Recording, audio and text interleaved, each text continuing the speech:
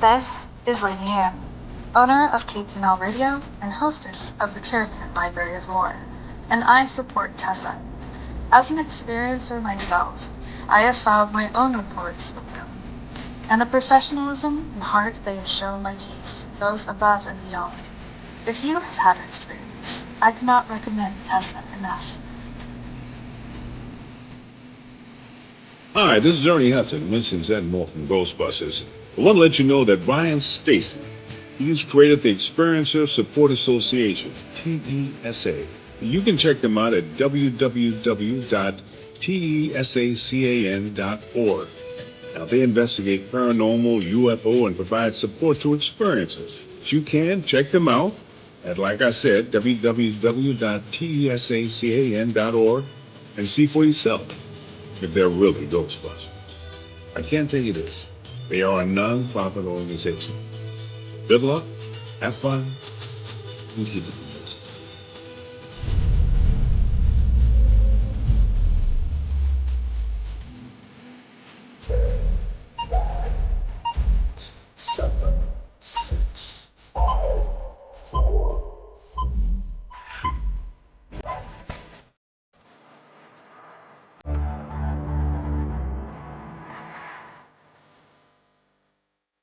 Good evening. You are listening to Beyond the Tinfoil Hat, a podcast by the Experiencer Support Association. TESA is a UFO, Paranormal, and Paracryptid Investigation Association. We investigate everything belonging to the global phenomenon linked to highly strange and unexplained experiences. We also connect experiencers with other experiencers, creating a safe, positive environment to engage and discuss this phenomenon without judgment, criticism, or retribution.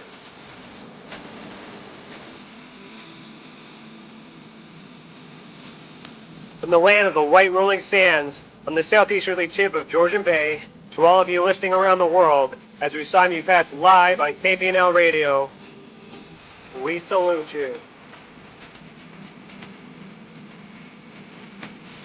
If you want to go back and listen to our previous episodes, go to youtube.com/the Experiencer Support Association. Do us a favor and hit that subscribe button and ring that bell to be instantly notified when we are live, not only for these episodes, but every single element TESA has to offer. On our website, tesacan.org, we have something for everyone. We have support for experiencers, data for independent researchers, and places to advertise for professional partners.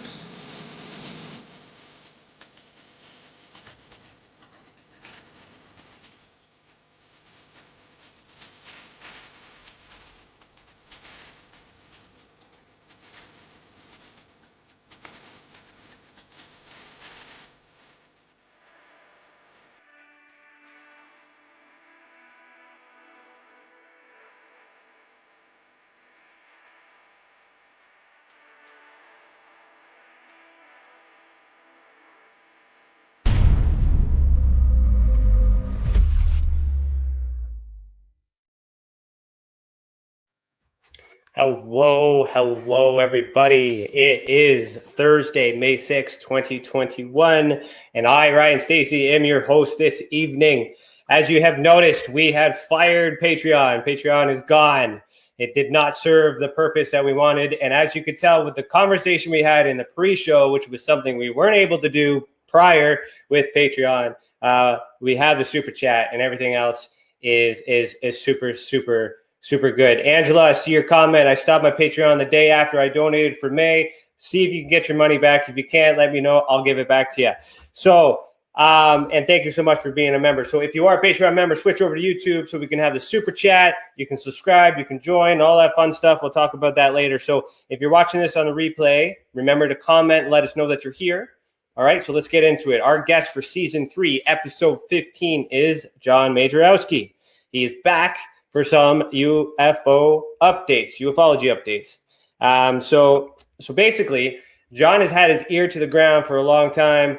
I'm getting my news from his daily Twitter page, and I want to be briefed on all the stuff that's going on. So much stuff is happening. So it's so intense. Everything is developing. So we're going to do a special segment tonight where we're going to call it Beyond the Scoop, which is basically Yeah, we're going to read the headlines that's been happening in the last 2 days and see if we can make sense of what's happening in the phenomenon today. John, for reminders, he is working in information security by day and searches for the truth by night. Jon Majerowski, via Phenomenology, Ufology, and Hermetic Mysteries, studies the connection between consciousness and UFOs. John is also a third-degree Master Mason, 32nd Scottish Rite Freemason, 4th grade Rosicrucian, Capitular Masonry in the Royal Archmasons, Cryptic Mason, from Royal and Select Masons, member of the Zenobia Shrine. And you can find him on Twitter at Jon Majerowski. And you can also find him on the most amazing name for a Masonic UFO group, UFOs on the Level. So I want to welcome back Jon Majerowski. How are you doing today, buddy?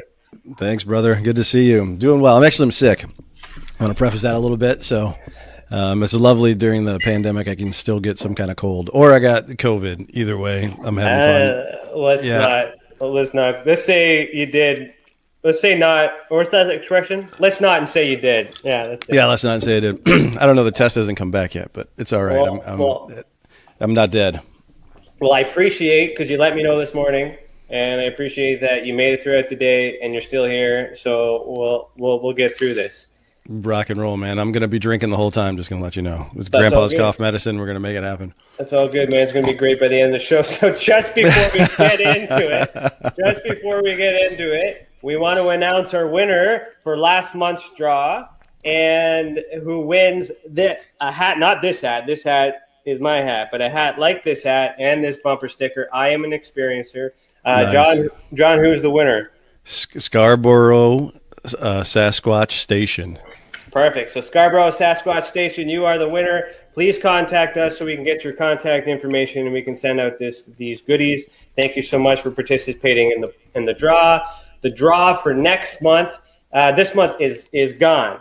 We're going to bring the draws back in June in a special format, in an auction format, actually. So this month, which I'm calling Membership May, we want you guys to subscribe and join our YouTube channel membership because we have so much new content that we're going to give you guys as members. And you're going to see a preview of that in the trailer, in the commercials, and at the end if you stick around. So before we get into it, John, how are you? How have you been besides being sick? I've been doing really well, actually. I've got real deep into the phenomenon and recent news and, uncovered some things and had to take a step back for a weekend, went out into the woods and kind of just hung out with the family. And I did get to see some really cool stuff out there. And, just kind of recharge, I think that every once in a while you get sucked into this and it starts to run you, like for me, it's a hobby, right? I got a day job, got a family. And for me, it's just a hobby, but sometimes it pulls you in and you got to kind of step back because it's just a little bit too much. But, we can bring that up and some of the things that, I've been uncovering and been in the news. It's just real heavy, but it's an exciting time. So you really don't want to kind of sleep on it right now, right? You kind of want to get into it and just keep digging. So I think that's what we're doing. I can appreciate that too. And that's where this episode is so unique and important because I've been busy too. I work as well, but I'm doing the investigations. I just prepared a report. I'm putting out our data and our research to put in the mix of all this wave of things. And I missed some of these headlines that you shared with me. I can't believe I missed it. So the fact is that, we're working together, but we're doing things differently. And now we're coming together and it's going to be, by the end of tonight, it's going to be one whole well-rounded, everyone's going to be up to speed. Hell yeah. I hope. Yeah, I hope so too. So let's share my screen here. I think this is the best way that I can do this. I want to guys let you know that we are using the super chat for the first time tonight. I have no idea how to use it. But Chantel is moderating and I'm looking at the, as you can see here, when I share my screen, you will see that I'm looking at a really not so friendly chat feature here, but it's important, and we'll get through it. So I put these in chronological order.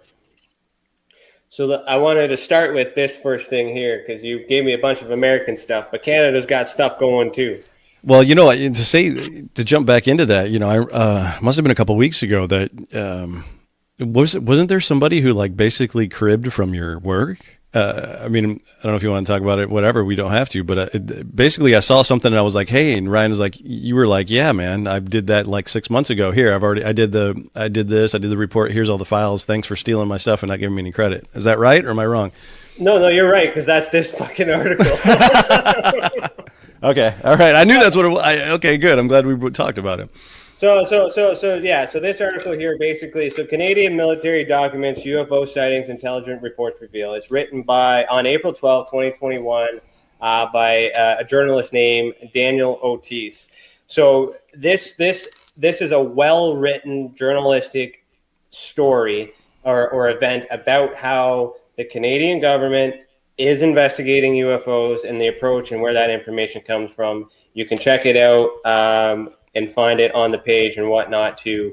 But as he goes through and explains the process, what was interesting about it is he showed this document. So this document, he explains in this that he retrieved the document from the database that shows that documents were already requested. So what he didn't know is that I was the guy that released this document to the public in 2019.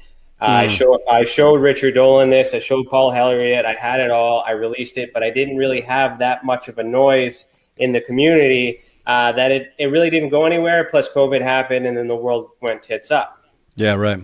So a bit of a piss off, but also a happy mistake because he found this independently, and he saw how important it was. And through him, as a journalist, he was able to break the story that I never could. Cool. So it's amazing. And all in the meanwhile, while he's doing that, I was building the report that we just released. Mm-hmm. I think yesterday. I want to say yesterday. Right. To be fair, though, I mean, not giving this guy props, but I mean, like he would have no idea that you were the guy who requested to get released, though, right? I mean, that's not available for him to understand, right? I mean, he wouldn't have been like he couldn't have pointed to the document and saw that you did it, though, right? I'm just saying. No, exactly. So he had because the way he retrieved it, he wouldn't have known. He just knew that the document had been requested by a Freedom of Information request. And he saw the significance of the document, and he wrote on it because nobody did. Now there is a story around why that took place. I am currently investigating leads to confirm that, and once I get the confirmation of that, I will be reporting on that, and I'll be pulling the rug out on some certain individuals to actually prove that they ghosted me for the last 2 years. So it's really cool that our worlds just collided because now I had a conversation with him. He's giving me credit. He's getting his circulation. He's going around talking about his work. Good. But it's not about that. It's about getting the message out there. It's about getting that document out there because it came from. So for you guys to explain what this document means. That is, I'll go back to sharing the screen here, and I'll go back to that page. So what this document is communications for vital intelligence. Yes. It's a report basically that the 21 Squadron, Royal Canadian Air Force, had submitted in response to a UFO sighting that explained a bright light that chased an aircraft in Manitoba from point A to point B at the same altitude and speed when nothing was in the vicinity.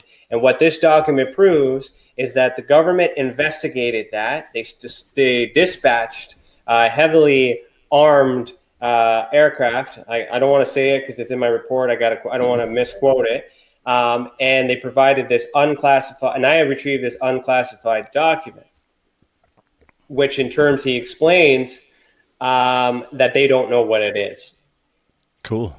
So we'll get to that in the back end. So the next thing that I got here is I found that you sent me was former Senator Harry Reid thinks that Lockheed Martin may have UFO fragments. Yeah. So tell me what that means and the Well, significance of that. so, a long time ago in a galaxy far, far away, I started putting things together. So when Tom DeLonge started going on his mission, 2015, 16, he was on Jimmy Church. He was on Coast to Coast. He was doing all these things. And I started listening to him, right? Because a lot of the things he was saying was kind of far out and it was kind of far-fetched.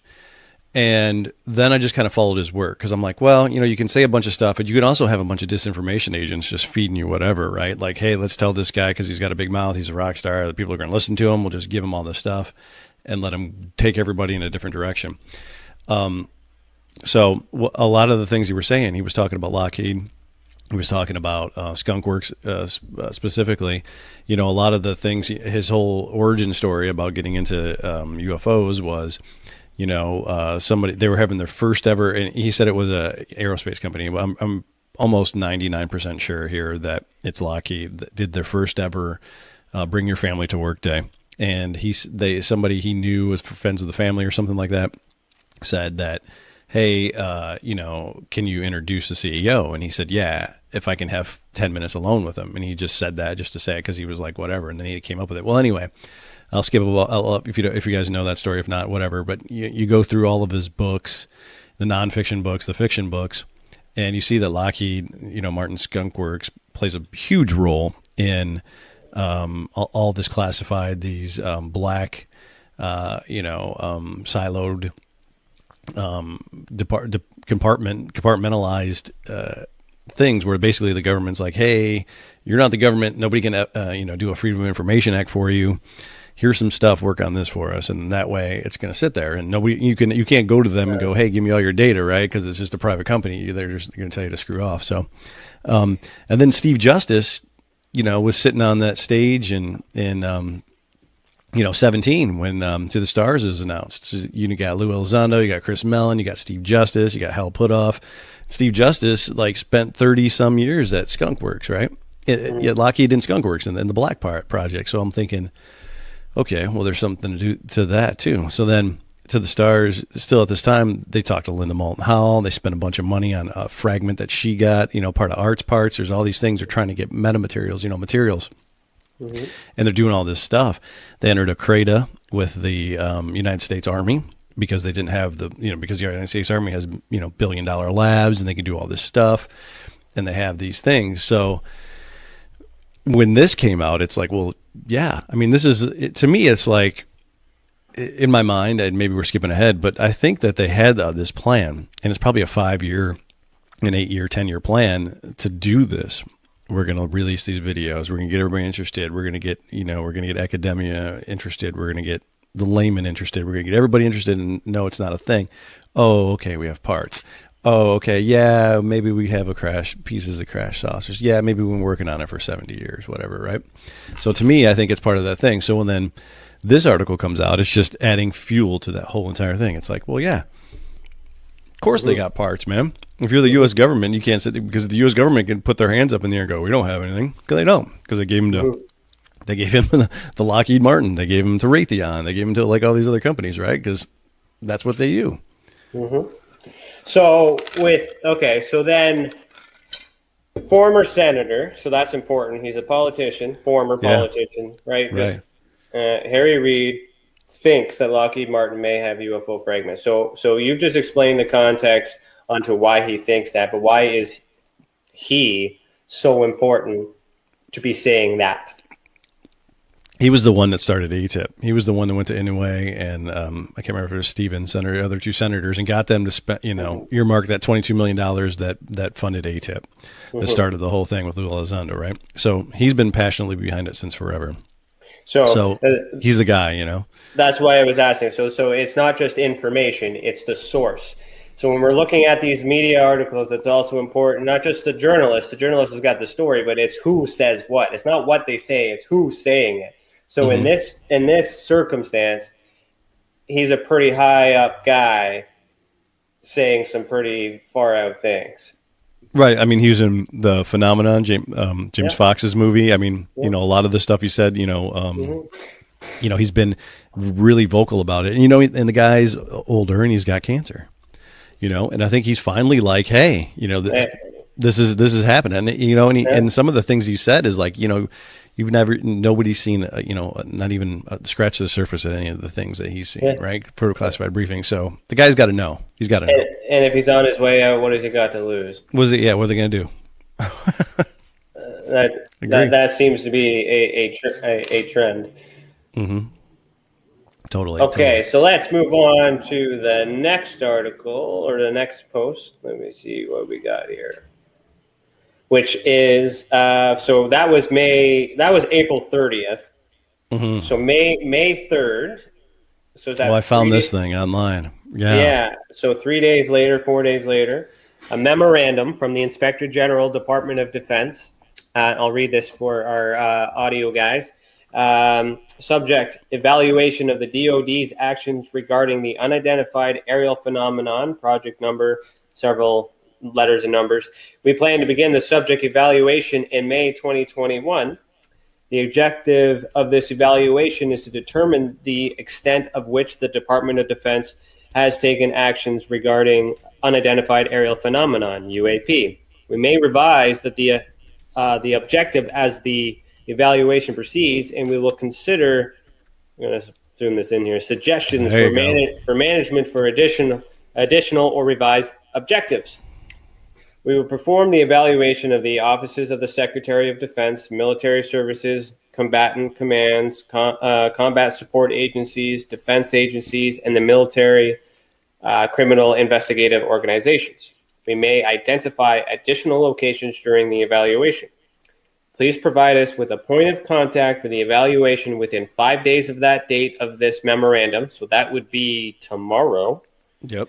This point of contact should be a government employee or military service, member of a GS-15 play band equivalent of the military equivalent. Send the contact's name, title, grade, pay band, phone number, and email address to redacted. You can obtain information about the department, blah, blah, blah, and all this other stuff about how to find the person. And then please contact redacted, signed by Randolph R. Stone, which is the Assistant Inspector General for Evaluations. Let me see. I can't see past my screen share there, but so the second page of that is that it got sent to everyone, right? Like the NRO, CIA, NSA, like everybody, Office of any type of military. So that I found and posted, and Stephen Greenstreet from the Post grabbed it. Nick Pope grabbed it and was like, "Hey, thanks, John." I'm like, "Yeah, cool." It's just I try to troll all kinds of stuff just to see anything that comes up, UAP or whatever, right? So that popped up and I threw it on Twitter. I was like, "Hey, check this out." And to me, and there's been news articles about it all over. Everybody's ran with the story now, right? So it's all over CBS. It's all over everything. So to me, that sounds like, hey, you guys aren't doing your job. Get your shit straight. Yeah. We need a person to talk to. We need their name. We need the rank. We need what they're doing, and we need them assigned to this, because from what I understand, from what I hear, is that there's congressmen, senators, things like that are going, we need this done. You guys just can't fluff this, right? You guys just can't go, we didn't get it done, and not have any oversight. So from what I understand, that their people are just going, hey, get your shit together. We need somebody to name, and we need names to name, and we need to call out on these people, because this report's due at the end of June, and probably nobody's turned in anything. This is my thought behind this whole thing, is that everybody's like, yeah, okay, cool, and that nothing's going on, and they have people, these politicians that have people, from the big phone home, and just people in general going, hey, we care about this. It's all over. We care. And nobody's doing anything about it. So they're going to turn to the politicians and go, why aren't you doing anything about it? So I think this is preemptive. Get the Inspector General. They usually deal with fraud and things like that or whatever. So I think they're just kind of preemptively going, get your shit straight. Well, it makes a lot of sense. So I'm going to stop for a second. So Angela, you just did the first super chat thing, however that works. It made my screen go all crazy. So I just want to say, I just want to say thanks. And now I know how that works. And the comment that was supposed to be there was, we are 2,085 years into a 3,000-year plan. Seems legit. And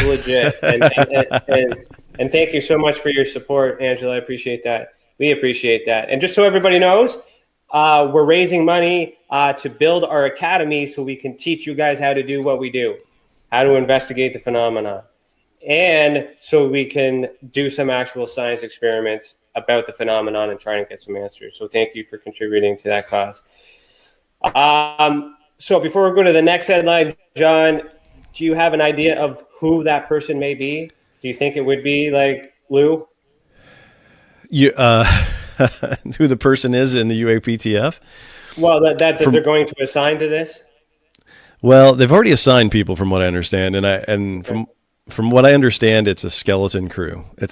Don't quote me on any of this, but from what I understand, it's not enough people to do the job that they've been tasked with, and the people that they've tasked the job with don't have the rank to pull for some of this information. And I don't know if any of these people are just, hey, guy number 7 and girl 14, you're in and have zero experience with the phenomenon at all, or if these people have had, previous experience with OSAP or ATIP or any of that stuff. So I don't know. I mean, it'd be a huge challenge for somebody to just walk in and just get assigned this and they have no idea what they're doing, let alone if they did know what they're doing and they're dealing with the skeleton staff. So, I don't know. I was going to say, for context, can you explain to our audience what document it is that we're speaking about in general that's coming on June 1st? Like what this is all about? Yeah, sorry. So June 1st, so in the COVID relief bill back in August in the United States, they put Marco Rubio, a senator from Florida, and I can't remember if it was Mark Warner or not, but somebody else co-sponsored a bill to say that there needs to be a investigation in an unexplained aerial phenomenon, and there needs to be a classified section to that, and an unclassified that's available to the American public by, it was 180 days from the beginning of the year or whatever. So that ended up being June, whatever. I don't know if 180 days is right. I'm sorry. But anyways, it's June. At the end of June, there has to be an unclassified report to the American people, and a classified section of that report to Congress and the Senate of what's going on with this UAPTF, because the way they're spinning it here in America is that it's a threat. They don't know it's a threat, but it's over all of our military installations and exercises and all these things. So they have to investigate it, because if not, that's the way they're spinning it. So that report's coming out. Everybody's going, yay, that's going to be bit. There's people trying to poo-poo it and say, don't get your hopes up. It's going to be kind of a whitewash thing. So I don't know. But everybody's excited about it. Well, for me, I needed to come out like yesterday, because there's work that I'm holding on to that I'm not doing, because it's possible that they might just reveal the truth around it. So I don't want to do all this work to have them be like, we released it, because as you can tell from me releasing the document a year ago, it went nowhere. Right. And then some journalist came along a year later. I don't have time to waste. I went through, a whole bunch of family therapy there to calm me down with how mad I was that I worked so hard and I got something so important that nobody seems to give a shit about. That's the thing though, man. I've Chris Mellon was on Joe Rogan, and he was like, we're gonna get to that. We're gonna get to that. It ties in the same thing. He was like, I released a video, and everybody was like, whatever. Yeah, no, I know. So I want to say, Kate, you just did a super sticker. I have no idea what that is, but thank you so much, because it's buzzing on my screen. This super chat's pretty super. This is cool. Yeah, that's rad. This is really cool. Thank you so much. All right, man, let's get on to the next article. This is one that I found, and I don't know if you heard about this. Bloomberg. I did see that. Okay, I did see that, yeah. If the Pentagon takes UFOs seriously, so should markets. The possibility of alien life on Earth has implications for the entire human race, including investors. So this is May 4th, 8 a.m., so the next day. This article basically goes on, and it talks about the finances. So did you read this one? Yeah. All right. So tell us what it's about and the significance of that, please. Well, I think a lot of it is, for me, the cool part, and there's two things of this. If you throw that back up, if you throw it back up and you look at the screen shot or the picture they use, it's terrible, because this happens, and this is what they're trying to get away with. Like, this is bullshit. Mm-hmm. It's just a bunch of people dressed up in costumes or whatever, and it's always, like in previously up until like, it still happens now, they'll do the woo woo woo music and everything when they talk about UFOs and, the X-Files theme or something, and they'll get the tinfoil hats out. And to me, I was excited about this, and it's Bloomberg, which is a huge financial thing, right? But at the same time, they're showing this, and it's like, so people immediately associate this with bullshit. Even if what everything they had to say here is completely legitimate, you look at this picture and you're like, yeah, okay. Right. And that's my perception of it. And I think there's a lot of people's perceptions of it as well. But the significance of this for me is that they're stating that I think it's a positive that the stocks won't be affected if aliens exist. So it would just be a boom, right? Yeah. I feel like this is part of that conditioning, because when COVID happened, the stocks went down, 9/11 stocks, all these things. When all these big crucial things happened, the financial district was affected and people lost it. So this could be a significant move to say, hey, it's okay. You're not going to lose your house. Yeah. No. I completely agree, and I think there's like room for investment, and like it's going to be. And I've heard this around too, that there's going to be like a new arms race if they do come out and say we have material, if we have crash debris, something dropped out of the sky and we don't know what it is. That's going to be the biggest arms race in the world. Mm-hmm. You can be able to turn that into some type of weapon, or be able to monetize it into something for, medical or environmental, anything, right? It's going to be huge. And that would just drive industries. It would create brand new industries. It would change the way the entire world spins.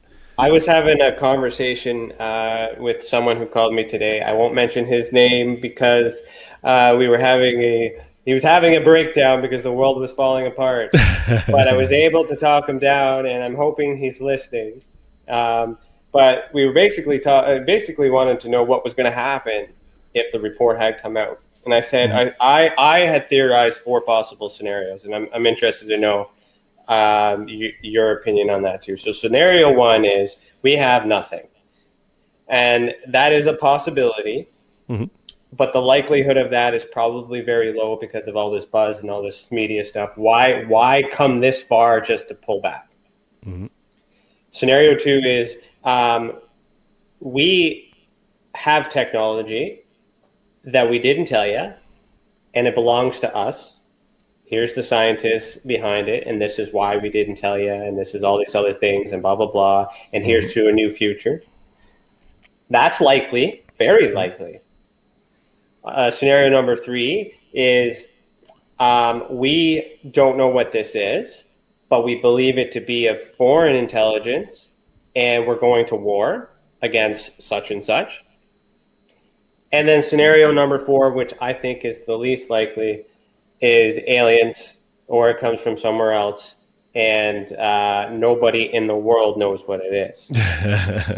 Right? Because it's acknowledging that the technology exists. I think they're going to say that we have something.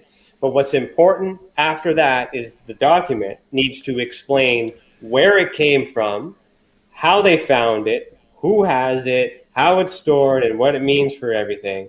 And if it's alien in origin and they have the answers to all that, then we can confirm that they're connected with someone who's connected to them. Because if they don't know, then it's a risk to global security. Mm-hmm. Yeah. Yeah, no, totally, man. I still go back to this, and I hate to be this guy, but it's kind of my training and my background, but this all could be a big ruse. Yeah. There could be a lot of it that's just pointing us into the direction where we're trying to focus our attention. We're focusing our attention here, and 4 steps down the line, there's some shit going on that they don't want us to pay attention to. Well, there's different factions. So this is the thing. Our UFO community is very small. The rest of the world is dealing with COVID. Mm-hmm. So COVID is still a thing that's very serious. We're focusing on this right now, but there's a lot of people that don't even know that this conversation is happening. They're just like, oh, aliens exist? Okay, cool. They're moving on, living their lives. So who's being distracted? Are they being distracted, or are we being distracted right now? Because there's also people, we're also the same type of people that that may say that COVID's a conspiracy. So like where, who's being herded right now. It could go either way. Yeah.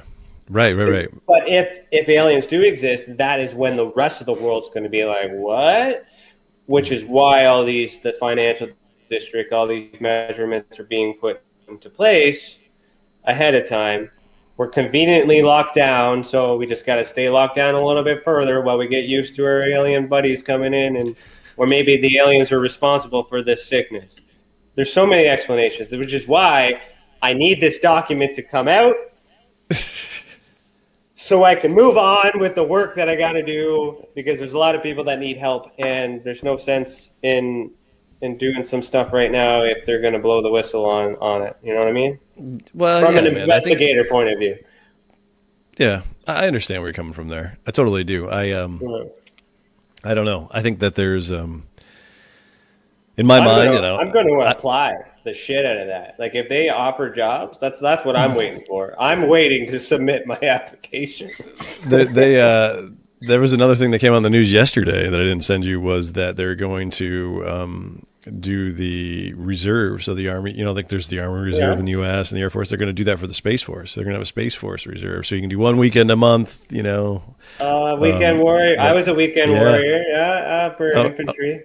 Okay, there you go. So they're going to do that again for the Space Force. So, I mean, and if it goes back, and I hate to keep pumping on DeLong, but, DeLong, one of the things he said that early on, and he said it a lot, and then he stopped saying it. He's like, if everybody knew in the world what was going on, like right now, everybody gets out of college and you got a mathematics degree and you're an engineer, you're going to go work for SpaceX, you're going to work for Tesla, you're going to work for Apple, right? Nobody wants to go to work for NASA. Nobody wants to go to work for any of these government things in the U.S.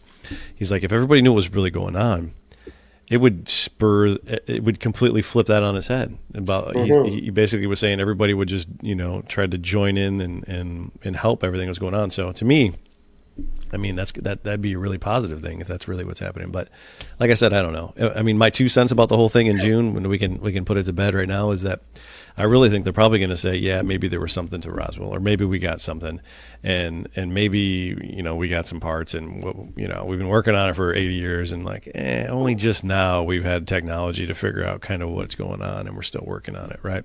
That's my 2 cents. I have no basis for that. That's just my gut. It could be way less than that. They just go, yeah, well, this shit's happening. We don't know. Kate from the audience has just asked if you were going to join. I'm too old. I tried. I can't, man. I'm over 40, man. I think the 35 is the top off, I think, for any time. Well, I turned 35 in like a month. So you're still good. I'm still good. I am still good. Yeah. No, I would if I could, man. I honestly, I was looking at some of the jobs, even as a contractor. I was like, well, maybe I can work as a contractor, doing information security or something like that. But yeah, man, I don't know. Well, that's easy. I'm a Canadian, so like me, I'd have to rep Canada, right? Yeah. Who's that guy on Stargate Atlantis? I can't remember. The Canadian. He was like forget his name. Scientist, though. He was important because he was Canadian, right? He just made a really good thing. I can't remember. I feel bad. Okay, moving on. Yeah. This is fun. Are you guys having fun with this segment? Let me know in the comments. And if you guys are watching this in the replay, let us know as well. And I just want to remind everybody that you can join the membership as well. And we're going to put out some bonus content soon. So this thing I searched in New York Post. It said a security camera in Florida captured mysterious flying orbs. It had a quick little video, so I wanted to share that. Oh, yeah, I haven't seen this yet. I just saw it for the first time today, so I just thought, okay, well, what the hell is this? Hey, look, Bob Ross. Yeah.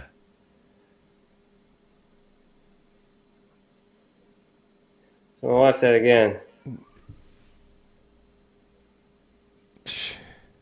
So what do you think that is?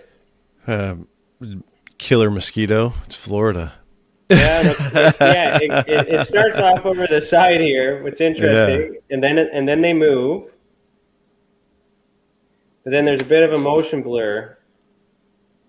Yeah, to me,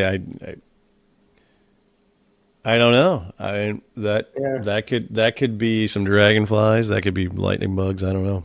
I yeah, mean, that they could could be be. that could be a ghost. I don't know. That could be an alien. Who knows? Yeah, I guess ghosts could be possible. I think it's bugs, Yeah, I think it's bugs, but I don't know. but it's making it into the news right now because Yeah, this stuff is trending. it is.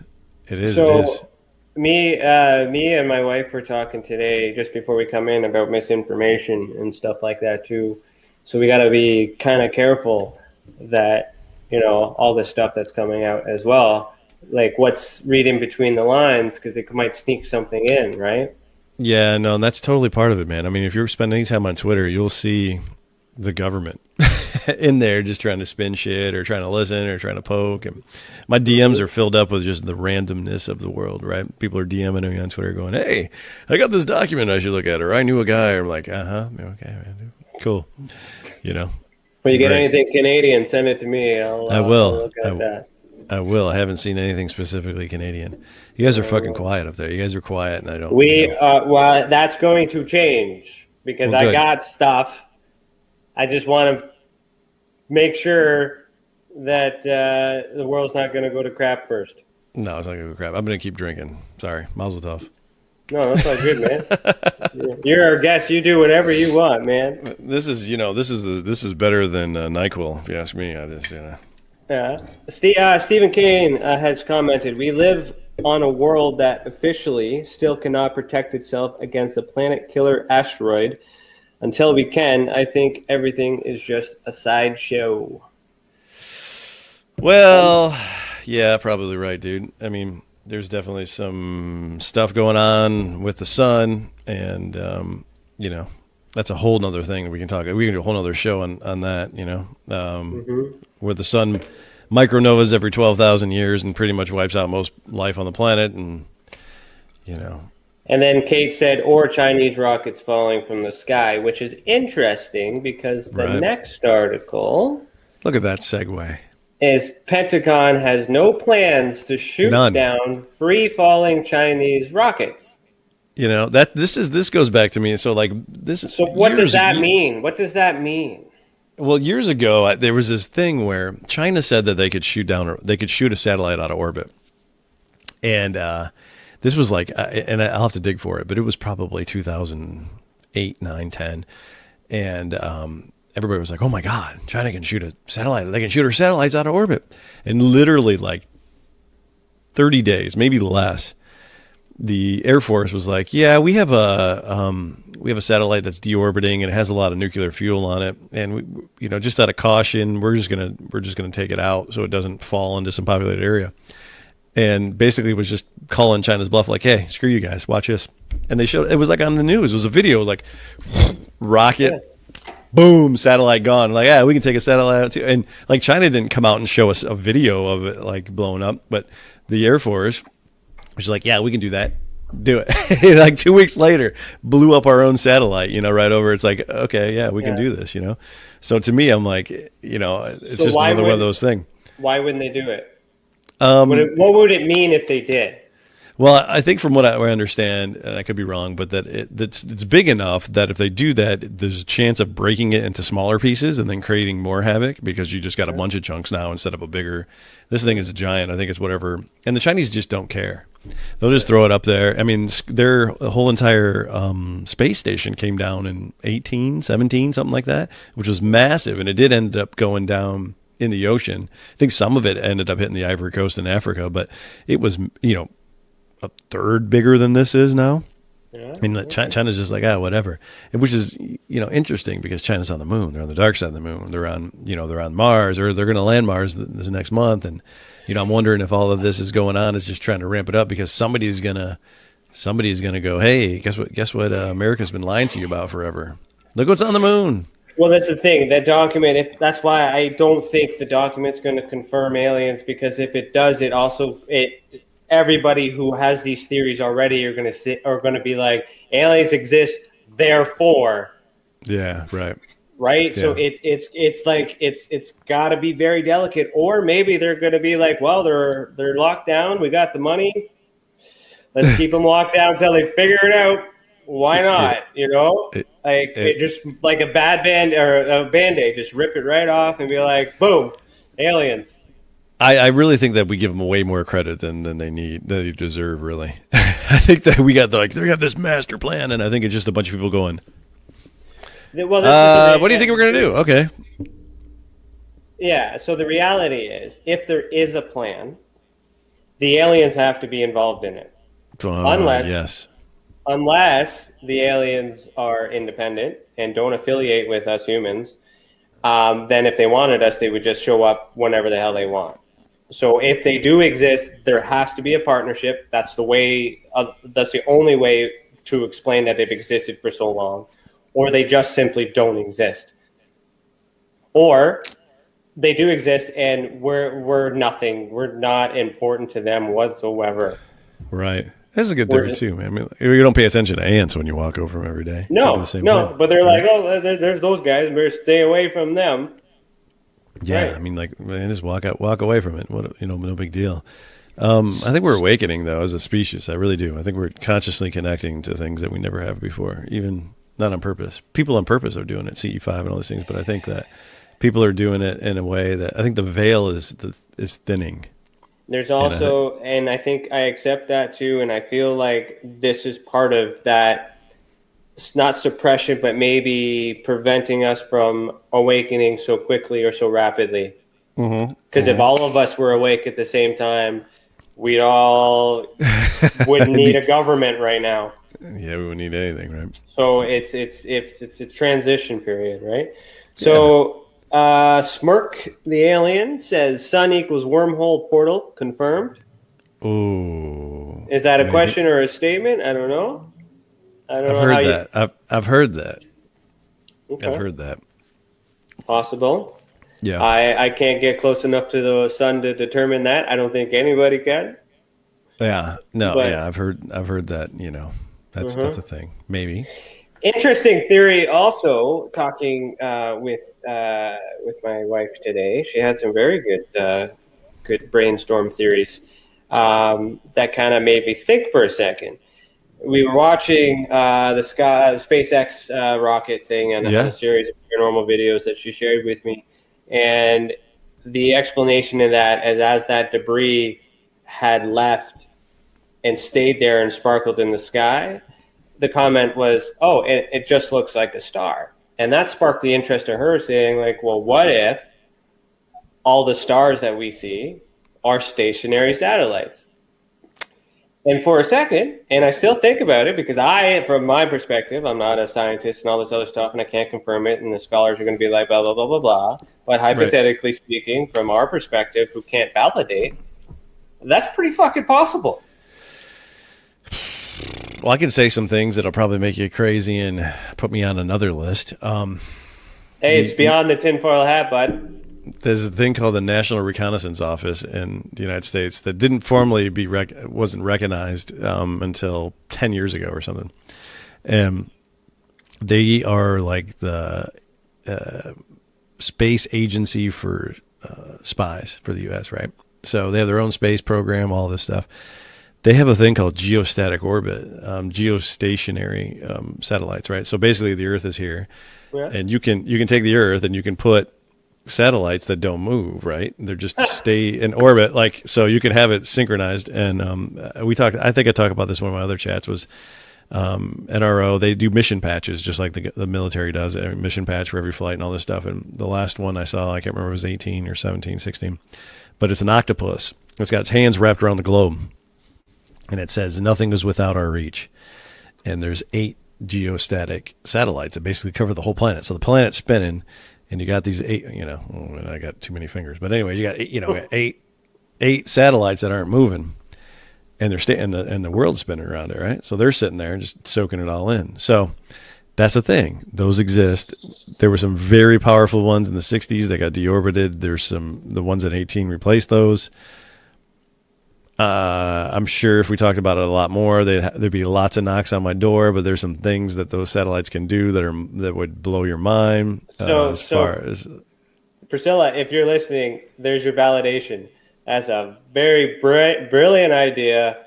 And this guy just gave us some facts that justify the possibility. And now when I look at this guy, I'm going to be like, huh.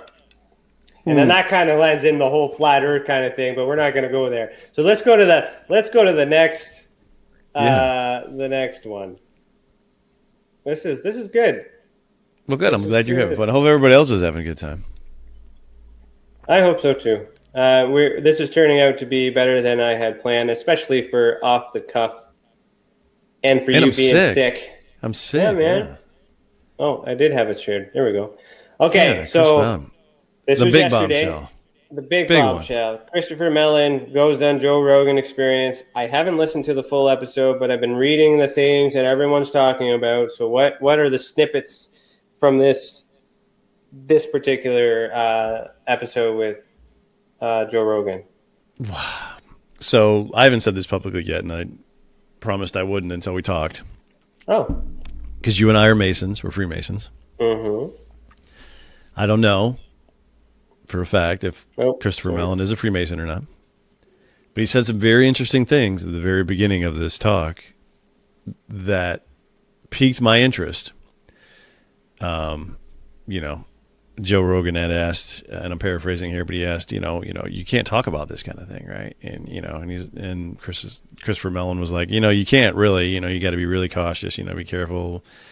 And I'm paraphrasing here, but he said, when I found some fellow travelers that were, of like mind, I inquired.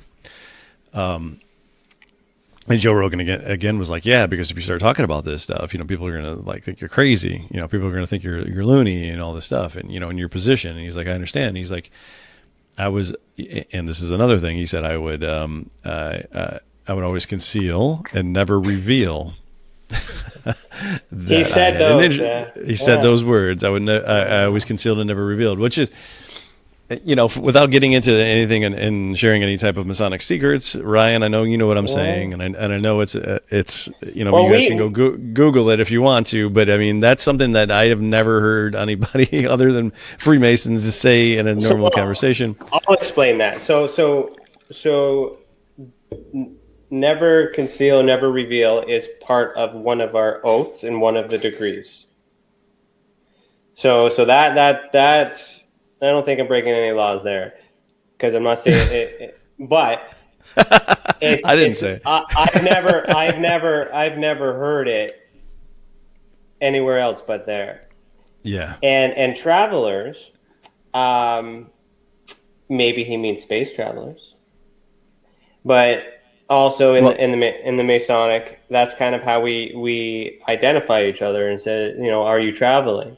Mm-hmm.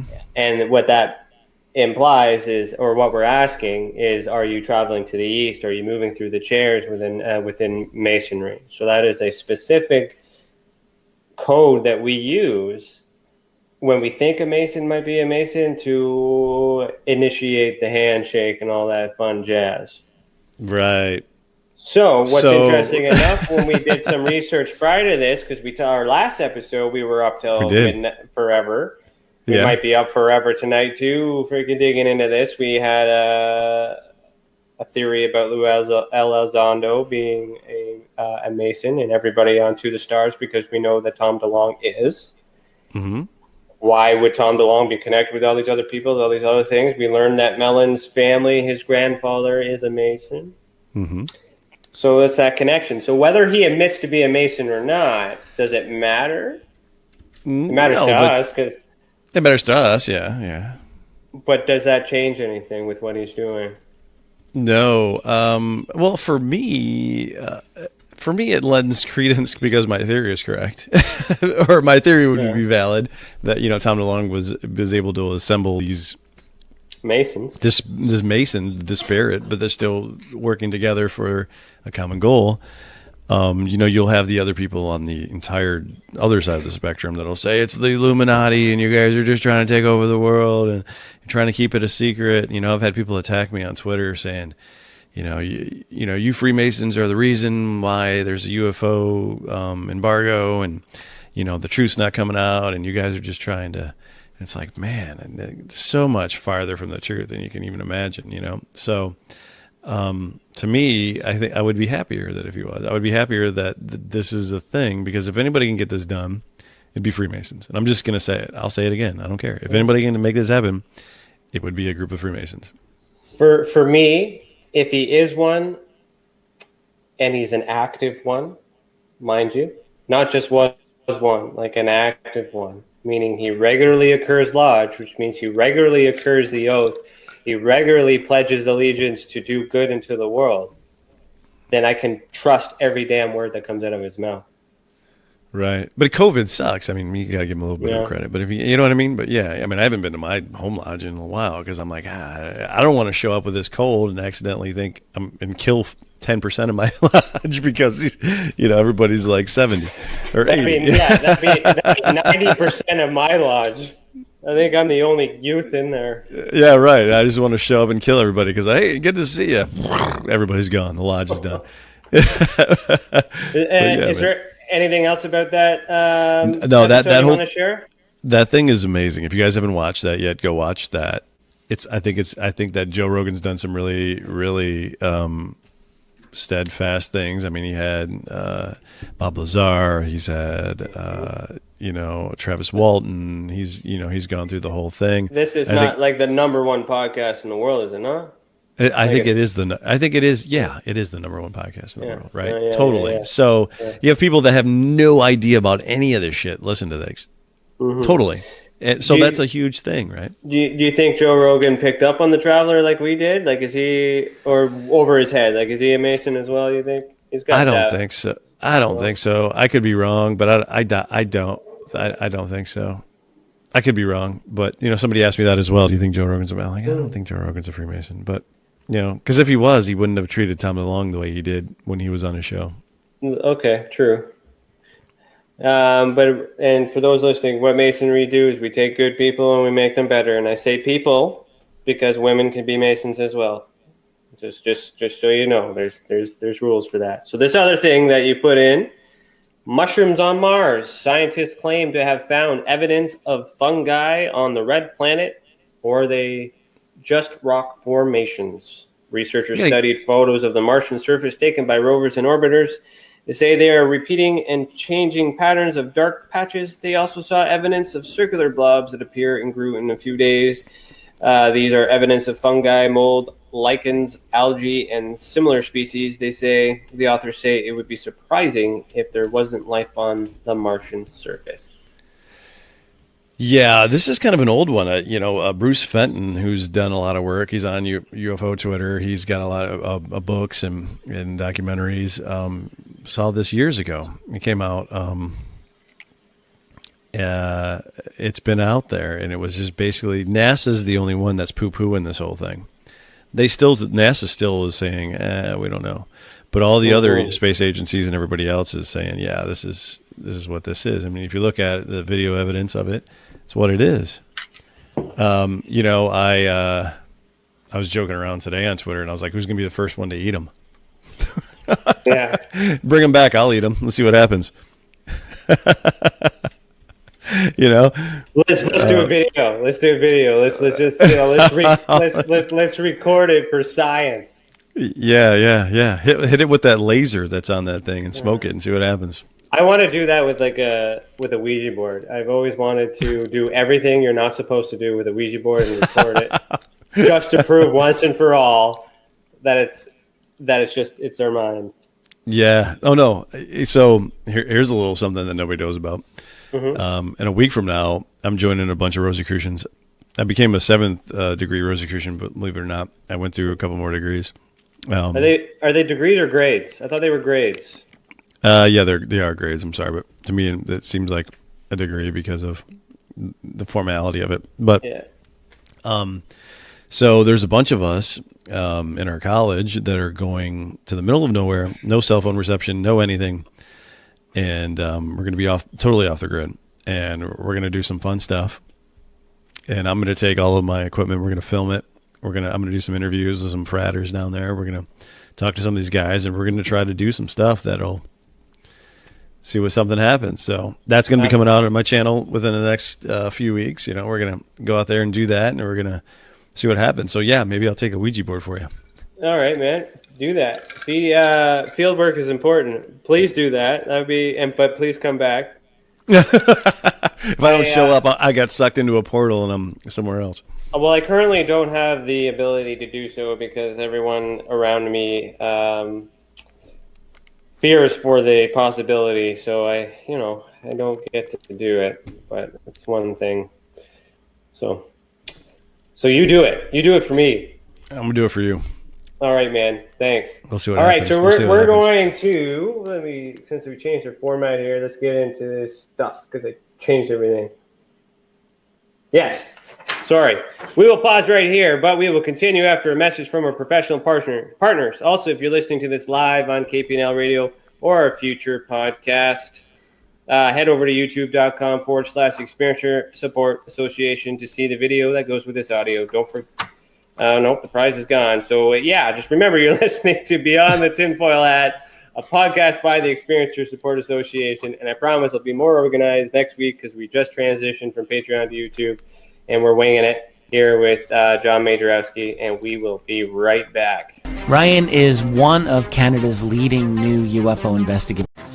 He conducts and oversees UFO investigations on a constant basis and was really taken by his research. He's compiled a tremendous amount of data regarding UFOs in Canada. Just as interesting, he really goes over how UFO investigations are done and what are some of the mistakes that people make when they submit evidence. Note for starters, don't edit your videos or photos before you send them. If you want to hear more follow-up conversation between Ryan and myself, you can go to richardolanmembers.com where we have a candid conversation on ufology, the paranormal, and more. And remember, while we learn and grow and search for the truth, let's be good to each other.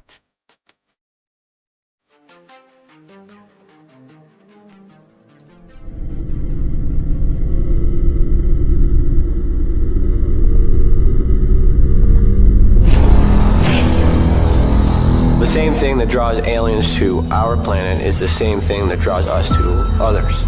Exploration, curiosity, sustainability of life. That's why we go. It would make sense as to why they're visiting here. Travis! Quit playing around, man. Get back here. Travis! The last thing I remember was this numbing shock. Stunning sort of a feeling. Very powerful. Get away from me! I was just out of my mind with fear, just screaming the whole time. It's been theorized that aliens prefer remote areas because they don't want to attract attention. Whatever it is that they're doing, they would want to do that in a less populated area. There are multiple accounts of the same thing from people from all over the world. People that do not know each other, do not live in the same cultures, and they're all looking up, they're all seeing things in the sky. So it would be naive of us to think that we're alone in the universe.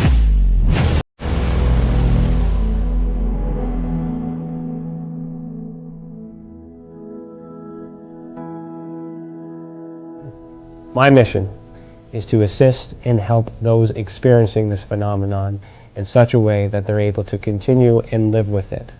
And also in a way that it could be measured, quantified, and reinforced within today's society, so that way it could be accepted and no longer viewed in a negative way.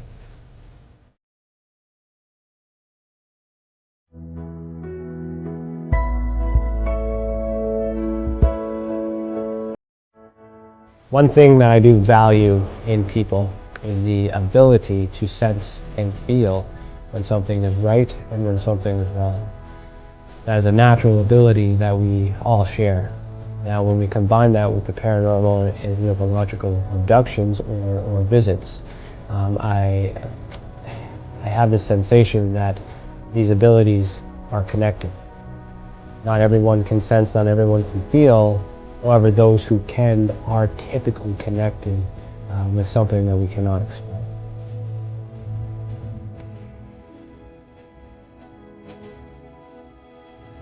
And part of my research it's not just to investigate the experience, but it's also to understand and study the experiencer, to find out what they have in common with other experiencers, to try to figure out what the actual makeup is in order to be on that spectrum.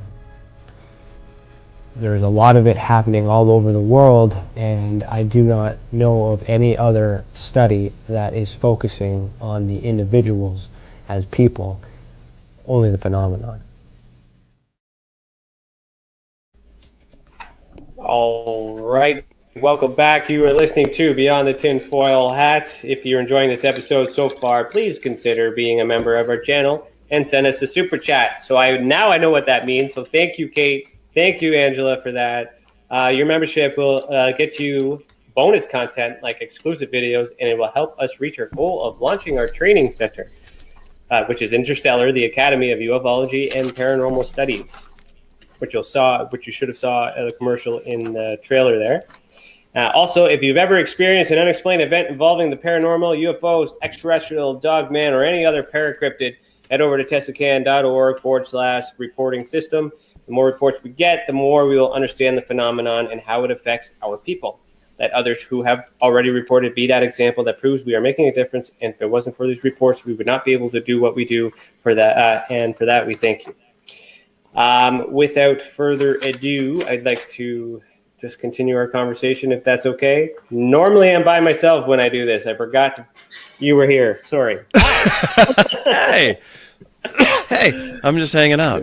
You know what? And in doing your investigation, we talked about this before, and I had an investigation that MUFON screwed up for me that you have now. And I actually haven't sent you the files yet, the actual videos and the. Has Tim got a hold of you? Not yet. All right, so Tim's tasked with getting that. So you're on his list. He should be calling you, and then once he retrieves that, I'll be able to do it. Yeah. No, it's gonna be cool. I'm interested to see how that compares. Yeah, that'll be cool, and then we can because have a show they just about softballed this shit. Yeah, and we'll do a show about it. We'll go on my channel. We'll just talk. We'll have a fun time. It'll be good. Man. I owe you 2 shows. Keeping track. It's all right, brother. Whatever you need, man. No, it's all good, man. All right, so let's move into the next thing. So this was good. That was a good hour. We still got 1, 2, 3, 4, 5. We still got a few more tabs left. I've been told I need a pop-up blocker. Whenever I find one, this is my first time, man. Hey, I'm just busting your balls. Oh, we already did this one. Skip that one. All right, so the next one. Come on now. Oh. Military response to UFO subjects on the latest Pentagon Inspector General investigation. So that was written May 5th, so yesterday, a little later in the afternoon. So what's significant about that, and how's that different from what we've already been chatting about? Well, I think all they did is, Susan Go or however you want to pronounce her name, is the Pentagon spokesperson who is, I don't know what she's doing. Sometimes she's like, when Jeremy Corbell released the last videos and back to back with George Knapp on the 3 photos that came up, it was 48 hours later she came back and was like, "Yep, these are unclassified. Yes, these were taken by U.S. military. Yeah, we don't know where they are." She's the same one that said Lou Elizondo has had no. He was not part of ATIP. He didn't have any, supervisor experience and all this stuff. So I don't know. For what this is saying is, we're investigating it. All they're saying is no comment on that. So because everybody's hitting them up, like we were talking about, we get the whole press, the whole world press now is it's a hot ticket. So everybody's going, hey, what's going on? And I really believe in the background, there's nobody going, hey, you have to say this, you have to say that. I think it's kind of like ad hoc, or there's a loose parameter. But I really think that there's they're trying to manage the message completely. Interesting. It's not on one of the things we saw, but I remember seeing it. I think yesterday somewhere. Henry Reid had produced a document that confirmed that Elizondo had worked in ATIP. He wrote that as a memo. Like, he wrote a memo now on his letterhead now. So he's a former senator. He's not a senator anymore. So basically, he wrote that letter saying, yeah, he was there. So that kind of helps with that if you trust the credibility of him. Right. So there's that, and I'm really cynical, man, and I'm looking at it from both sides. I'm thinking, what if the government really wanted to just put Luis Elizondo out there as the guy that everybody wants to say, yeah, he's fighting for the UFO people, he wants to get it out there, but what if he's just a stooge? I mean, what if he's the government? What if he's in the government still, and he's just the guy trying to point us in a direction where we don't need to go? Well, that's a possibility too. But the message, I've listened to a couple things that he's talked about and things, and his first thing he always does is he takes himself off that pedestal and says, and puts it back on the person that's interviewing him. He's a very humble person when he starts with that. If that's part of his narrative, that's part of his thing. He's doing that every time, that he wants to make sure that everyone is viewing him on a friendly basis. So, because he's government and people don't trust the government, so his strategy is to regain trust to the government. Whether or not the government is going to screw us after this or not, that's yet to be determined. But it's already evident we don't trust the government. So he's just kind of being that PR guy saying, thank you, we believe you, you were right all along, thank you for your service. Why? We're probably all going to be out of a jobs June 1st.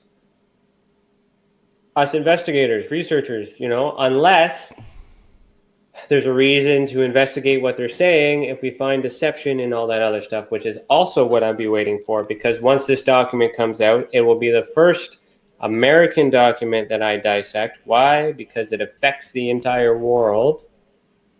Canada is part of the world, just so you know. I mean, in my mind, and I could be completely wrong, but is this true or not? Do you think Canada and the U.S. are just like this, like on the whole thing? Well, are you familiar with the Five Eyes? Yeah, I know. Yeah, the Five Eyes. So you got Canada, you got England, you got U.S. You got what is the rest of them? New Zealand, and Australia. Yeah. So there's some sort of ban, and there's no borders with UFOs. Right. But I'm talking about like the blockade of information, because Canada doesn't say shit. USA leaks stuff out to people and does all this stuff. Australia, that document that I retrieved, that service document, that document only exists because the Canadian government has to fill that out to send to the U.S. That document is Canada communicating to the U.S.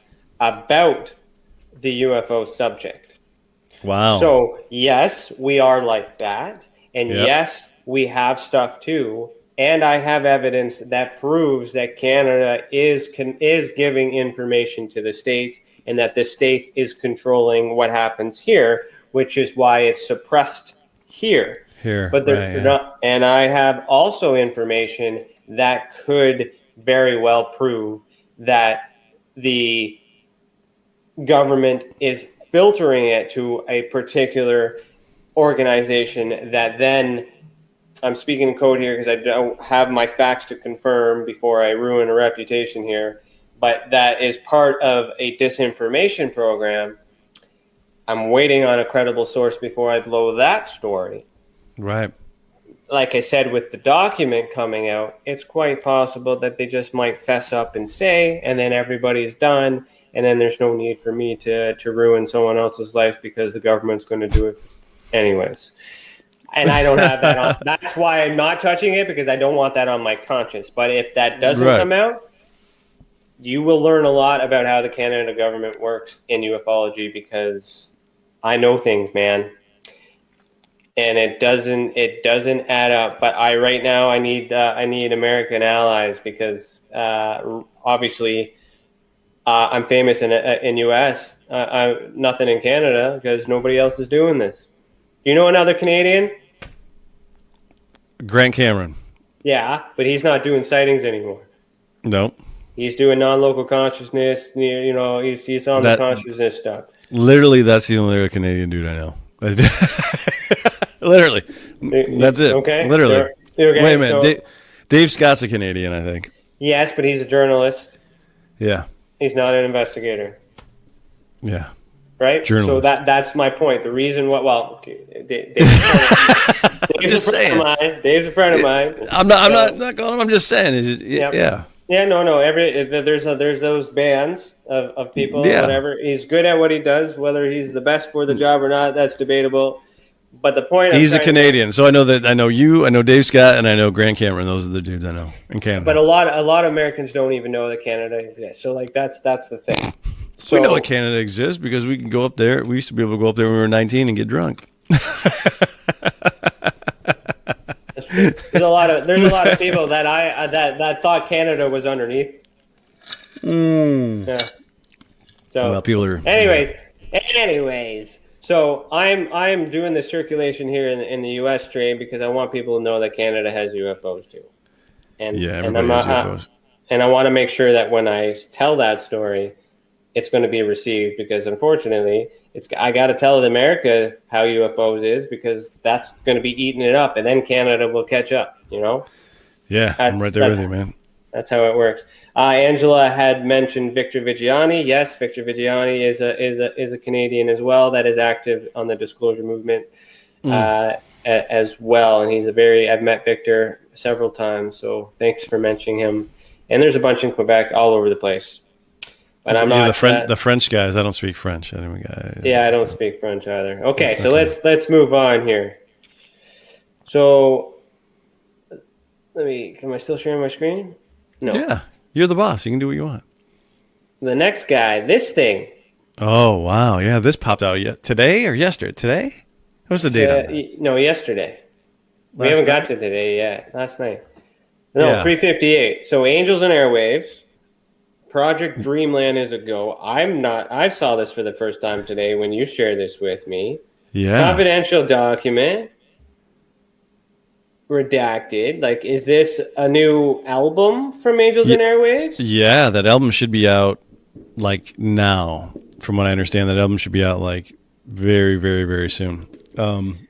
And if you go to this link, if you go to angelsandairwaves.com, it goes to that. It gives you that emblem right there, and it wants all of your information. Like, right there. Yep. It wants you to sign up and subscribe to something, right? And did you do that? Yeah.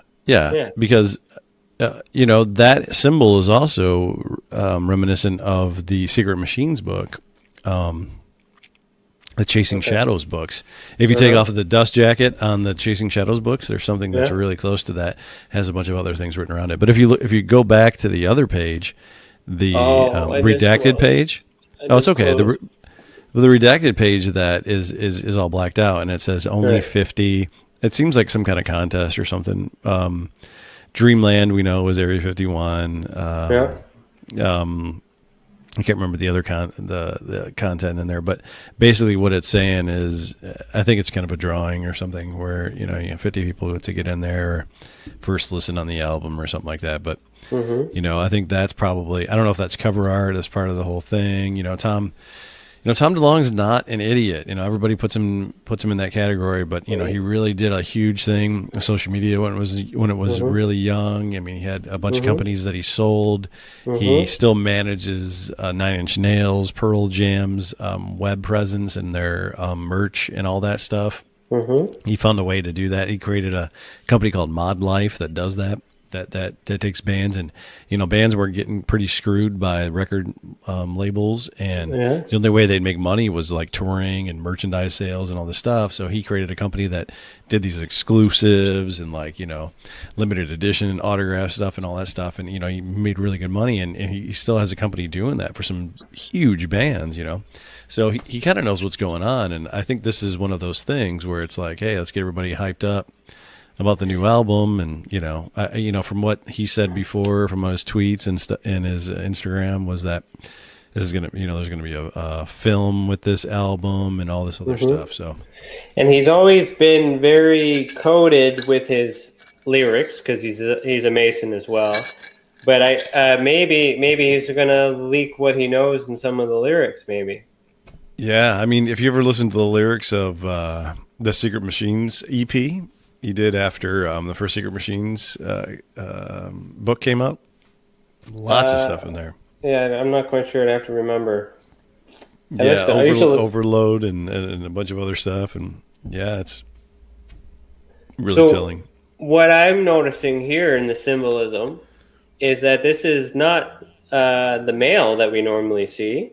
This appears to be a female by the shape of the body and the head.